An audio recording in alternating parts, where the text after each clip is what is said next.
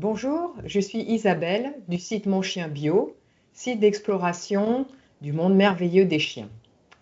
Aujourd'hui, j'ai donné rendez-vous à Flavie Baranès, comportementaliste et éducatrice canin, pour qu'elle nous parle de son métier et en quoi des séances de comportement ou d'éducation peuvent profiter à votre chien et à votre relation. Bonjour Flavie. Bonjour. Alors, tu es comportementaliste canin et félin, pardon, éducatrice canin, naturopathe pour animaux, conseillère en fleurs de bac et gémothérapie, et tu te formes à l'herbalisme à l'école lyonnaise des plantes. Tu contribues à une section comportement et éducation sur notre site, le Chien Bio. Et également, tu donnes des conseils en gémothérapie et en fleurs de bac. Et tu as ton propre site qui s'appelle Élixir et Coussinet. C'est ça. Aujourd'hui, on va se concentrer sur tes activités de comportementaliste et d'éducateur canin. Alors, tout d'abord, je voulais savoir comment tu en étais arrivé à ce métier-là dans ta vie aujourd'hui. Alors, il y a deux éléments principaux qui m'ont menée à ce métier. Déjà, la première, c'est l'arrivée de Touko dans ma vie. Touko, c'est mon petit chien qui a 4 ans aujourd'hui. Donc, il est arrivé il y a un peu plus de 4 ans dans ma vie. Et quand je l'ai eu, ça a été vraiment la révélation. Il a comblé un manque que j'avais certainement. Et surtout, le fait de le voir évoluer et de devoir comprendre comment il fonctionnait, etc. Ça m'a vraiment passionnée de comprendre un univers qui était inconnu pour moi. Donc ça, c'est la première chose.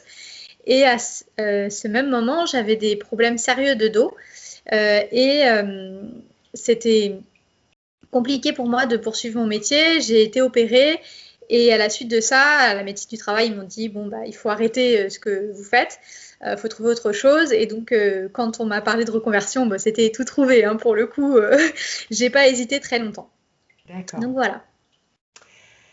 Alors, à quel moment fait-on appel à un comportementaliste?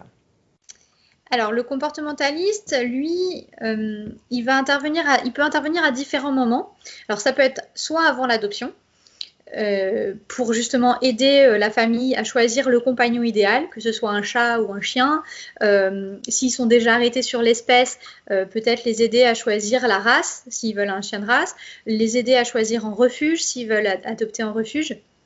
Donc voilà, donc on peut intervenir avant pour aider au choix et aider à la préparation de la venue de l'animal. Donc ça, c'est la première chose. Mais le plus souvent, on nous appelle plutôt quand le problème de comportement est déjà installé. Ce sont des gens qui rencontrent des problèmes parce que le chien aboie, par exemple, ou détruit, ou bien des peurs extrêmes aussi, que ce soit les chiens ou les chats, qui sont très très apeurés. Donc on peut aider aussi pour ça. De l'agressivité, des destructions, des griffades, des malpropretés. Les chats, c'est beaucoup pour la malpropreté. Voilà un petit peu les différentes raisons, voilà. Voilà, d'accord. Et à quel moment fait-on appel à un éducateur? Alors là, c'est différent. L'éducateur, il n'y a pas forcément de problème avec l'animal au départ. C'est plus parce qu'on veut lui apprendre des choses. Donc, ça peut être les ordres de base comme s'asseoir, se coucher. Moi, on m'appelle très souvent, c'est pour le rappel. Donc, que le chien, quand il est détaché, il revienne facilement au rappel. Ça peut être aussi la marche en laisse. Donc, ça, c'est en général les choses pour lesquelles on nous appelle à la base. Mais souvent, nous, on fait découvrir d'autres choses. Lors des séances d'éducation, comme par exemple, moi j'aime bien initier mes clients au medical training. Donc le medical training, c'est le fait de travailler les soins coopératifs avec l'animal. Alors ça peut se faire avec un chien ou avec un chat, hein. Même avec les chats c'est possible, d'apprendre à l'animal à coopérer aux soins quotidiens, donc soit pour le brossage, pour laver les yeux, laver les oreilles, mais aussi après pour donner des médicaments, faire des prises de sang chez le vétérinaire, etc. Pour qu'il soit plus à l'aise qu'il soit plus à l'aise coopératif. Voilà, qu'il le fasse de lui-même et qu'on n'ait pas besoin de faire de la contention. Oui, d'accord. Ça peut être très, bénéfique, ça. Hein. Ouais. Bah, c'est pas connu et c'est pour ça que j'aime bien initier mes clients à ça parce que souvent, ils découvrent quelque chose, quoi. Voilà. Est-ce qu'il y a une différence, parce que j'ai vu qu'il y avait aussi des vétérinaires qui étaient comportementalistes. Est-ce qu'il y a une différence entre les vétérinaires comportementalistes et les comportementalistes? Alors, il y a une différence, enfin, on traite la même chose. D'accord, on consulte un vétérinaire comportementaliste ou un comportementaliste pour les mêmes raisons la plupart du temps. Le vétérinaire, lui, va avoir une approche plus médicale du problème de comportement et en général, il va consulter à son cabinet. Donc, c'est la famille qui se déplace avec l'animal au cabinet du vétérinaire. Le comportementaliste, lui, en général, c'est plutôt lui qui se déplace chez les clients. Donc, ça fait une différence dans la prise en compte du problème parce que le comportementaliste va aussi plus prendre en compte l'environnement. Alors, je ne dis pas que les vétérinaires ne le font pas, attention, mais ça va être plus par des photos, des vidéos. Moi, je sais que j'aime bien aller chez le client parce que souvent, ça me donne quand même une première impression de comment ça se passe là-bas, ne serait-ce qu'à l'arrivée, en fait. Comment on parle au chien ou au chat, enfin voilà. Comment l'animal se comporte, tout le monde est plus naturel chez soi. Donc il y a cette différence-là. Et puis la différence majeure aussi, c'est que le vétérinaire comportementaliste, lui, peut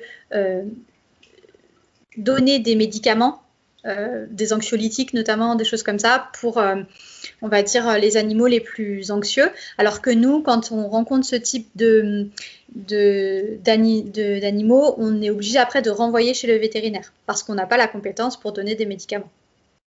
Ou alors, peut-être, vous faites appel à d'autres façons, d'autres méthodes, peut-être Voilà, nous, en général, enfin, en tout cas, moi, dans ma philosophie, effectivement, je vais plutôt aller vers des médecines alternatives au départ pour essayer d'être moins invasif avec l'animal et d'avoir une vision plus holistique du problème. Donc, je vais passer par les fleurs de Bach, la gémothérapie. Et si vraiment, enfin, faut vraiment que l'animal soit profondément touché pour que après effectivement on aille conseiller des médicaments. Mais voilà, ça peut arriver dans certains cas parce que c'est pas antinomique non plus. Oui. Est-ce qu'il y a plusieurs types d'écoles ou des courants de pensée différentes pour les comportementalistes? Alors, il y a, je pense, autant de courants de pensée que d'éducateurs, pratiquement, j'aurais dit. Après, il y a des grands courants, effectivement. Il y a l'éducation plus dite traditionnelle et puis l'éducation dite positive, celle que moi je pratique. Et c'est aussi comme ça qu'il faut faire son choix d'école. Maintenant, la plupart des écoles sont quand même en positif, mais enfin, il faut quand même bien se renseigner. Il y a des philosophies du monde animal aussi qui vont être différentes, la façon dont on va considérer l'animal, est-ce qu'on le considère comme un être vivant à part entière avec des sentiments, des émotions, ou est-ce que on le considère plus comme un animal sauvage? Voilà, il y a ces courants-là qui peuvent exister. Et c'est comme ça, je pense aussi après qu'il faut choisir son école quand on veut se former à ce métier.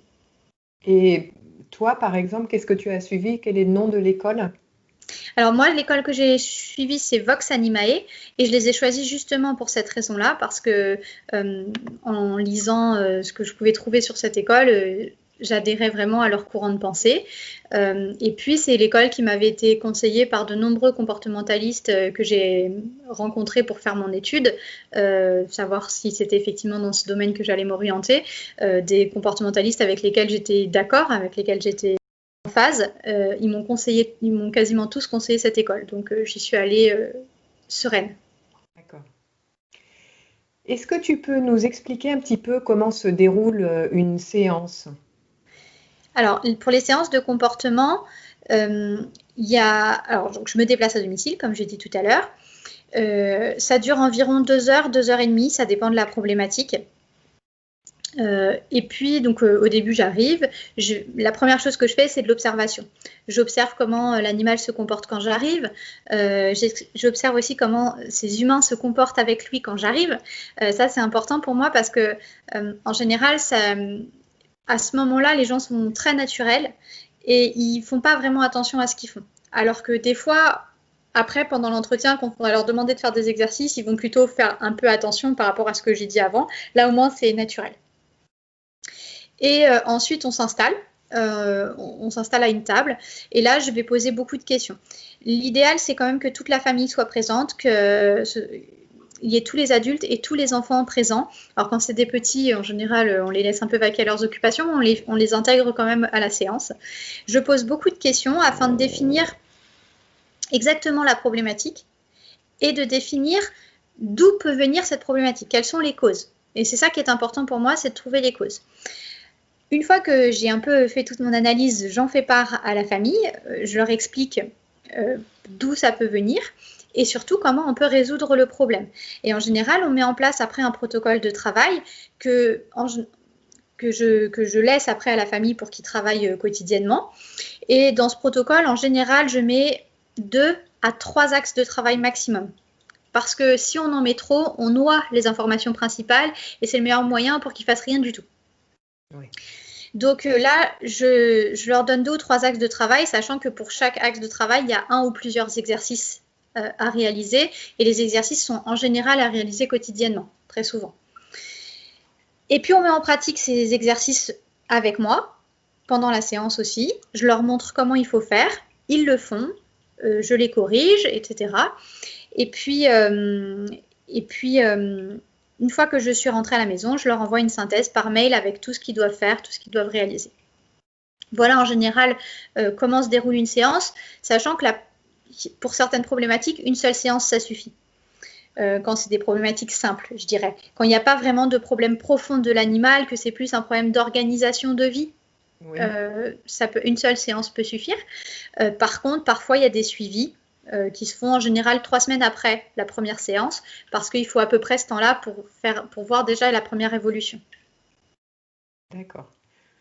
Est-ce que parfois, il faut aussi aider l'humain? Est-ce que parfois la dynamique fait que c'est plus sur l'humain ou en tout cas en partie aussi? Et comment on fait à ce moment-là quand il y a cette problématique? Alors, il y a très souvent un problème avec l'humain, il faut dire la vérité, pour plusieurs raisons. Soit de la méconnaissance, donc les gens ne savaient pas s'y prendre, ils n'ont pas mis en œuvre ce qu'il fallait pour que le chien soit épanoui et bien dans ses pattes. Et dans ce cas, le chien après a développé des troubles du comportement. Donc mon travail, ça va être d'informer avec beaucoup de pédagogie sur les besoins du chien, sur ce que c'est que d'avoir un chien, qu'est-ce que ça implique d'avoir un chien ou un chat, hein. On a plus souvent ce problème avec les chiens. Qu'est-ce que ça implique d'avoir un animal en tout cas, et comment eux, ils doivent se comporter, comment ils doivent aussi communiquer avec leur animal.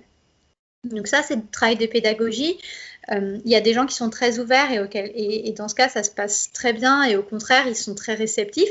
Et effectivement, il y a des gens qui n'avaient pas pris la mesure lors de l'adoption de l'animal et qui là se retrouvent un petit peu embêtés. Donc dans ces cas-là, on va travailler un peu sur l'émotionnel. On va essayer de les prendre un peu par les sentiments quand même pour leur faire comprendre que le lien qu'ils ont avec leur animal, il n'est pas gratuit, entre guillemets, c'est-à-dire que ça demande un effort en retour et que de toute façon, s'ils veulent que le problème s'arrête, ils doivent faire cet effort-là. Donc voilà. Donc, quand cette problématique-là, en général, ça se passe plutôt bien. Après, on a aussi le stress de l'humain à gérer. Donc ça, c'est un gros problème. C'est surtout pour les problèmes d'agressivité qu'on va rencontrer ça. Parce que quand on a un chien qui est agressif, l'humain mal à l'aise et surtout ça le stress de sortir l'animal, etc. Donc là, moi, je travaille aussi avec les fleurs de Bach pour ça, sur l'humain. C'est-à-dire que je ne donne pas forcément que à l'animal, je donne aussi à l'humain. Et j'essaye dans ce cas, en général, on poursuit par des séances d'éducation où je vais accompagner de manière plus proche l'humain pour qu'il ait moins peur.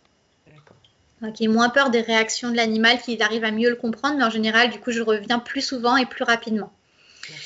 Et puis, après, il y a aussi tous les effets miroirs, c'est-à-dire quand un animal a parfois certaines peurs ou certaines problématiques, même de santé, on va aussi aller creuser du côté de l'humain, qui peut avoir lui-même ses problèmes, sans avoir conscience de l'effet que ça peut avoir sur son animal.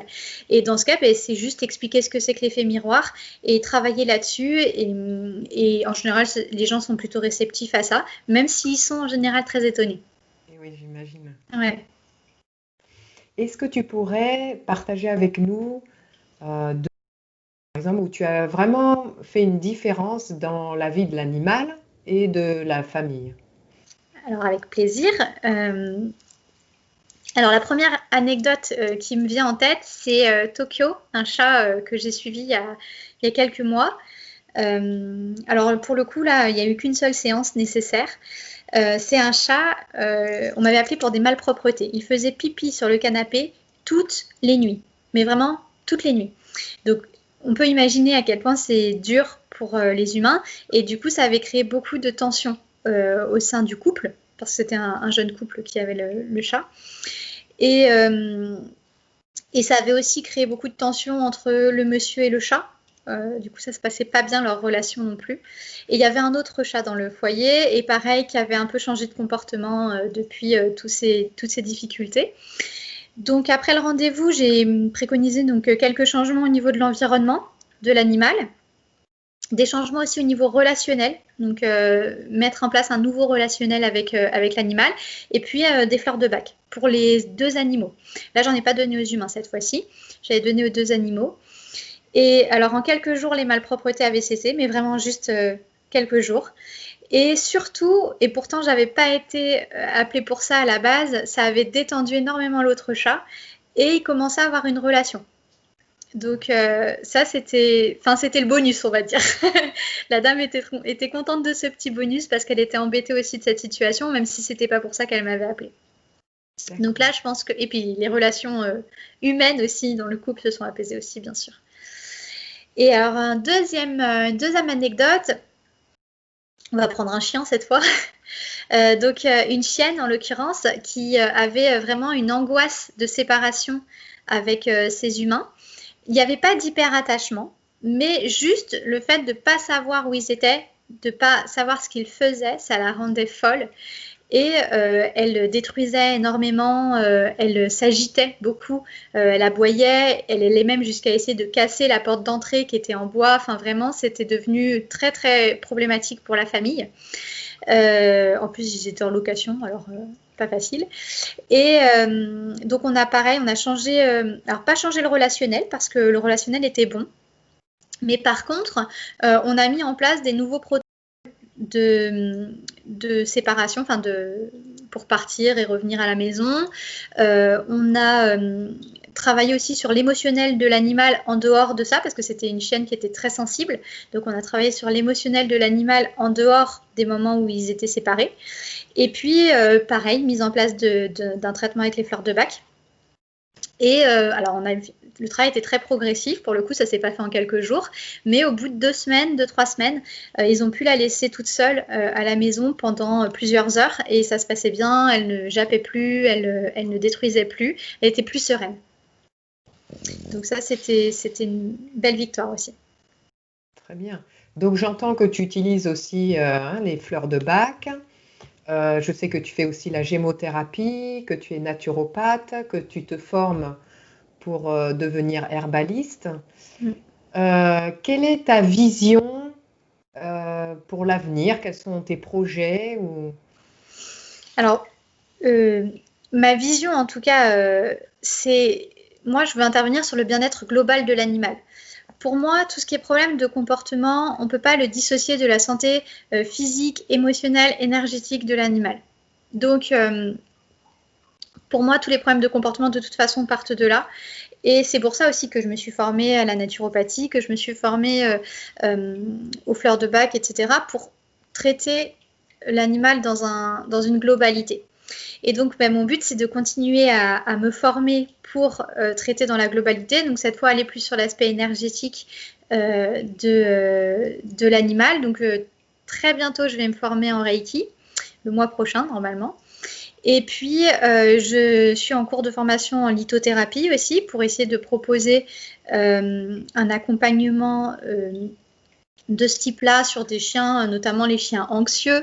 C'est vrai que c'est quelque chose sur lequel j'aime bien travailler sur l'anxiété, sur le stress, sur la peur, sur le traumatisme. C'est quelque chose que j'aime beaucoup. J'aime apporter du bien-être à ce niveau-là, au niveau de l'animal. Et donc, j'essaye d'enrichir ma boîte à outils avec ça. Donc ça, c'est les projets, on va dire, à court terme. Et sur les projets à moyen terme, ce serait de pouvoir intégrer les plantes médicinales. Comme tu l'as dit, je suis en formation herbaliste à Lyon. Mais ça, pour moi, c'est un peu encore complexe. Je ne veux pas l'utiliser tout de suite. Je veux être sûre d'être parfaitement bien formée sur ce sujet pour ne pas faire d'erreur, bien sûr. Et puis, donc ça, ce sera mon projet à moyen terme. À moyen terme, ce sera d'intégrer tout ce qui est plantes médicinales, phytothérapie à mes pratiques pour toujours être traiter l'animal dans une globalité. D'accord. Voilà. Si tu avais un message à transmettre aux humains là, qui nous écoutent. Oui, parce que les chiens. Voilà, pour pouvoir contribuer à l'harmonie avec leurs animaux, qu'est-ce que tu pourrais leur dire? Alors, le truc vraiment important que je voudrais dire, c'est de ne pas attendre que l'animal soit dans une profonde souffrance pour appeler un professionnel, que ce soit un vétérinaire ou un comportementaliste, peu importe. Mais tout changement de comportement chez un animal doit faire se poser à l'humain une question. C'est-à-dire que si mon animal faisait quelque chose avant et qu'il ne le fait plus maintenant, ou inversement, il faut se poser la question de sa santé, de son équilibre émotionnel, pour savoir s'il y a quelque chose à faire ou si c'est normal. Ça peut être tout à fait normal. L'animal a le droit de changer. Il y a des phases aussi. Ils ont des phases dans leur vie, les animaux. Mais vraiment, des fois, on voit des changements de comportement un peu brutaux et on s'en inquiète pas toujours. Ou alors, progressivement, l'animal se met à se lécher un petit peu les pattes, mais on s'inquiète pas. Mais il se lèche de plus en plus. Et en fait, on attend qu'il ait des plaies aux pattes pour voir un professionnel. Non. Dès le début, il faut aller voir parce que plus on prend les choses tôt en main et plus ce sera facile. D'accord. Voilà. C'est vraiment ne pas attendre. Pas attendre, ouais. Donc bien observer Oui. son chien, son chat. Voilà. Ouais, exactement. Connaître son animal et connaître ses habitudes pour pouvoir déterminer effectivement s'il y a un changement ou s'il n'y en a pas. D'accord. Est-ce que tu aurais des livres que tu pourrais recommander à nos auditeurs? Oui, bien sûr. Alors, sur différents sujets, en fonction du sujet, sur tout ce qui est éducation, comportement des chiens, vous pouvez regarder le livre de Laurence Sergent-Bruder qui s'appelle La cause des chiens. Je suppose que tu le remettras après en... Je le remettrai, oui. Voilà. Et un autre livre très intéressant, c'est Les signaux d'apaisement de Turid Rugas. Ça, c'est pour mieux comprendre le langage corporel de son chien. C'est pour déterminer à quel moment son chien est bien, à quel moment il commence à être mal à l'aise. Donc ça, c'est très important. Et c'est des petits signes, parfois, je vais vous en donner un ou deux comme ça, dont on ne fait pas toujours attention. Par exemple, un chien qui va détourner le regard. Si on le caresse et il détourne le regard, c'est peut-être qu'il n'a pas tellement envie d'être caressé. Ça peut être simplement bâiller ou ça peut être juste sortir un peu sa langue, faire comme ça. Ça veut dire que le chien commence à être mal à l'aise. Donc ça, c'est des signaux à prendre en compte très tôt pour éviter après que ça dégénère plus tard, bien sûr, bien plus tard, mais voilà. Donc ça, c'est les deux livres, je dirais, on va dire, de base pour tout ce qui est éducation comportement.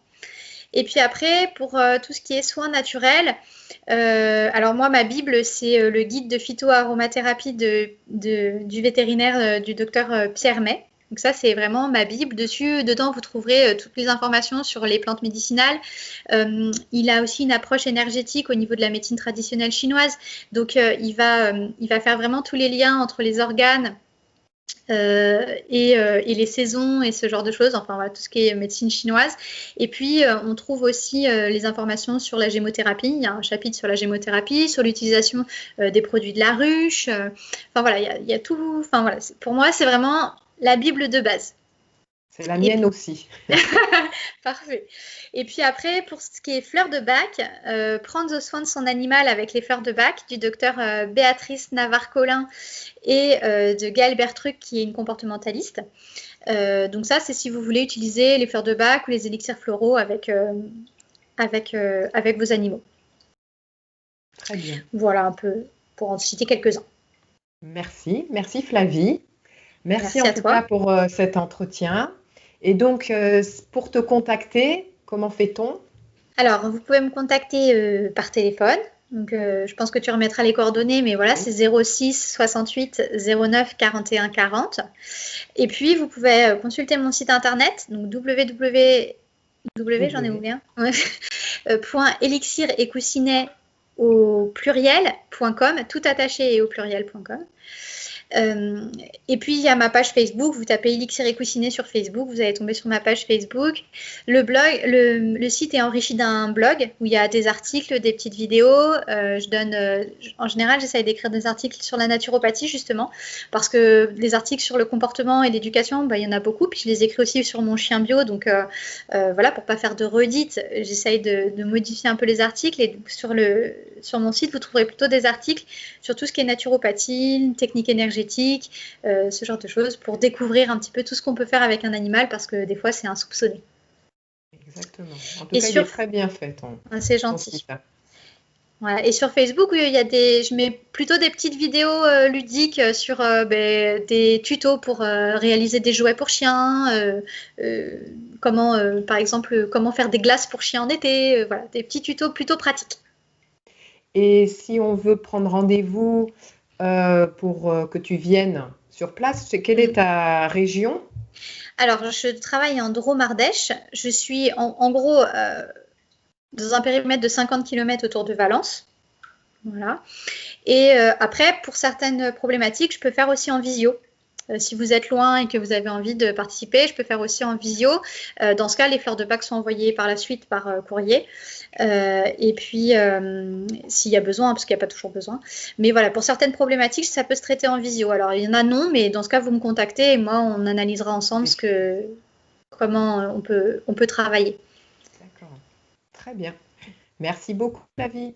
Merci à toi, en tout cas.